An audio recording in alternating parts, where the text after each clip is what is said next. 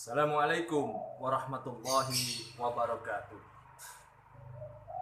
Bismillahirrahmanirrahim. Alhamdulillahi hamdan katsiran thayyiban mubarakan fi alladzi anzala sakinata fi qulubil mu'minin liyazdadu imanan ma'a imanihim. Asyhadu an la ilaha illallah wa asyhadu anna Muhammadan abduhu wa rasuluh.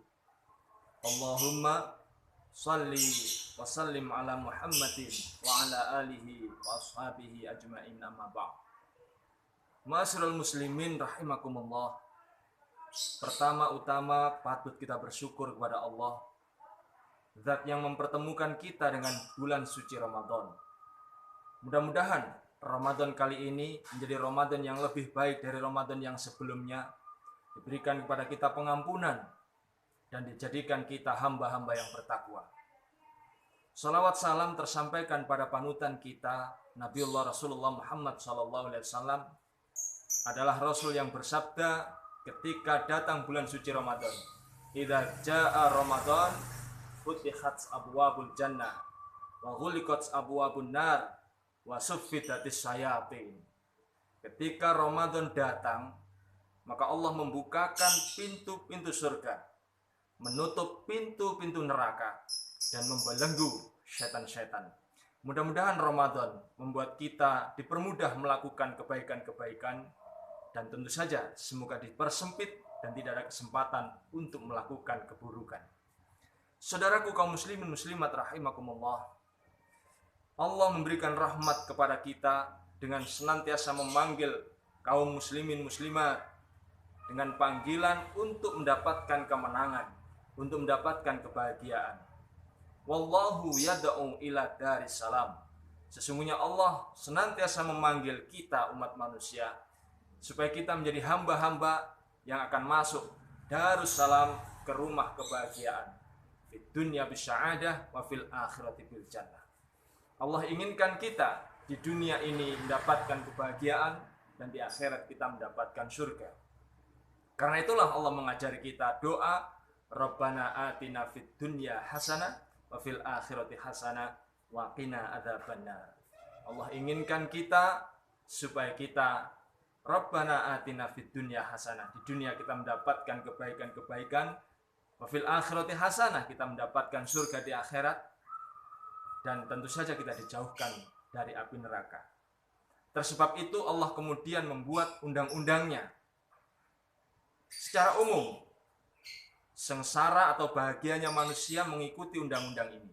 Siapapun mereka, rakyat jelata atau penguasa, orang-orang kaya atau kaum papa, atau mereka yang berpendidikan rendah maupun yang berpendidikan tinggi. Mereka yang S1 sampai S4 sekalipun, semua terikat dengan undang-undang ini. Secara umum, undang-undang Allah telah tercantum di dalam Al-Quran surat Thaha 125. A'udzubillahi minasyaitonirrajim. Wa man a'radha an dzikri fa inna lahu ma'isatan dhanka. Undang-undang pertamanya, bahwa siapapun di dunia ini yang melakukan kejahatan, pernah berpaling dari peringatanku, aku larang tidak terlarang, aku cegah tidak tercegah, maka aku akan membuat hidupnya sempit. Undang-undang kedua yang diberikan oleh Allah ada di dalam Al-Quran surat An-Nahl ayat 97. A'udzubillahi minasyaitonirrajim. Man 'amila shalihan min dzakarin aw untha fahuwa mu'minun falanuhyiyannahu hayatan thayyibah. Barang siapa yang beriman pada Allah, lalu mereka beramal sholih, laki-laki atau perempuan, Allah akan membuat hayatan thayyibah, kehidupannya menjadi kehidupan yang penuh dengan kebaikan dan penuh dengan kebahagiaan. Saudaraku kaum muslimin muslimat rahimakumullah, hebatnya puasa mampu mencegah pintu masuk kejahatan, sehingga jalan kesengsaraan telah tertutup. Puasa membuat kita selamat dari berbagai dosa. Kalau kita melirik kembali bagaimana para wali mengajarkan pada kita dakwah dalam bentuk pewayangan, kita diajari di pewayangan itu ada golongan kiri, ashabus simal, tokoh paling hebatnya adalah Dasamuka. Sebenarnya Rahwana dalam kitab aslinya, tapi kemudian oleh Sunan Kalijaga disebut Dasamuka, orang yang berwajah 10, orang munafik. Atau bisa punya makna Dasamuka adalah orang yang telah melakukan 10 dosa besar dan itu menempel pada dirinya. Tokoh ini di pewayangan tidak bisa dikalahkan dengan apapun, senjata sekuat apapun. Bahkan tokoh paling hebat yaitu Rama, lawannya si Rahwana, itu tidak bisa membuat kalah si Dasamuka. Lalu bagaimana Dasamuka bisa kalah? Sunan Kalijaga memunculkan sebuah sosok yang disebut dengan An-Nu'man. Yang kita kenal dengan Anoman oleh Sunan Kalijaga sebenarnya diambil dari An-Nu'man, yaitu orang-orang yang beriman. Tidak dikalahkan dengan senjata, bukan dengan pedang, bukan dengan keris, bukan dengan panah. Tapi dikalahkan dengan apa? Dikalahkan dengan Gunung Siem. Anoman melingkari Gunung Siem pada saat pertarungan besar melawan Dasamuka, lalu gunung itu dijebol dan ditutupkan, diletakkan di atas Dasamuka. Karena itulah Dasamuka kalah, tidak pernah bangkit lagi.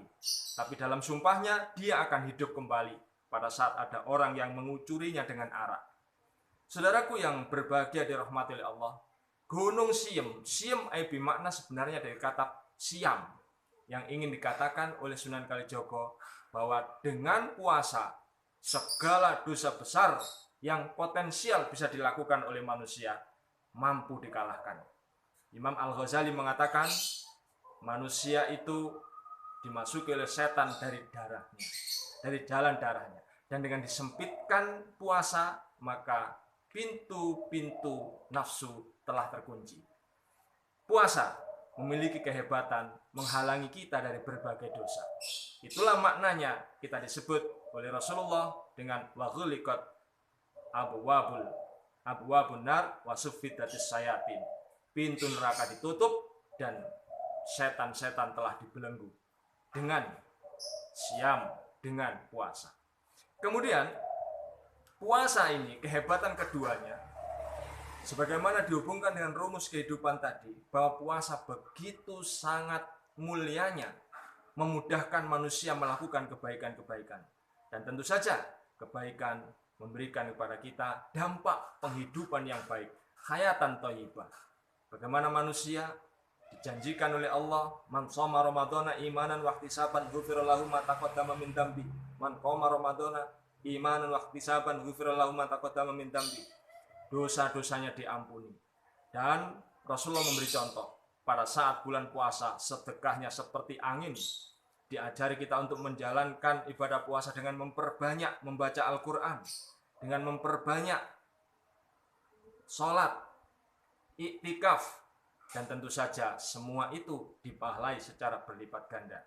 Jika dosa-dosa telah terhambat, dosa-dosa tidak dilakukan, kebaikan-kebaikan terus kita laksanakan, kita akan mendapatkan jatah undang-undang Allah itu.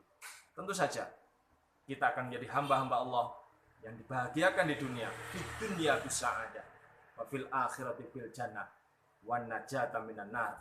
Di dunia kita mendapatkan kebahagiaan, di akhirat kita mendapatkan surga, dan di dinding kita sejauh-jauhnya dari api neraka. Karenanya lah Rasulullah bersabda, asyamu junnah, puasa ini sebenarnya adalah perisai kalian. Perisai dari apa? Dari api neraka. Hatta yahrikuha, kecuali kalian sendiri yang memecahkannya. Fakaifa yahrikuha ya Rasulullah? Bagaimana bisa dipecahkan Rasulullah perisai kita dari api neraka itu? Bikadzib au ghibah. Kalian pecahkan dengan kadzib, yaitu berdusta dan berghibah. Saudaraku yang berbahagia dirahmati Allah, inilah yang diinginkan oleh puasa. Meningkat ketakwaan kita. Dan ahli tafsir berbahasa Inggris Marmaduke Pickle mengatakan, so that you will give your devotion to him. Dengan puasa itu segala potensi baikmu meningkat. Semoga kita keluar dari bulan puasa ini menjadi hamba-hamba yang lebih baik, yang tentu saja dijanjikan kehidupan yang selalu baik. Demikian yang bisa kami sampaikan. Mohon maaf atas segala kurangnya. Billahi fi sabilil haq. Nun wal qalami wa ma yasturun fastabiqul khairat al birru manittaqo nasrun minallahi wa fathun qarib la haula wala quwata illa billah. Wassalamualaikum warahmatullahi wabarakatuh.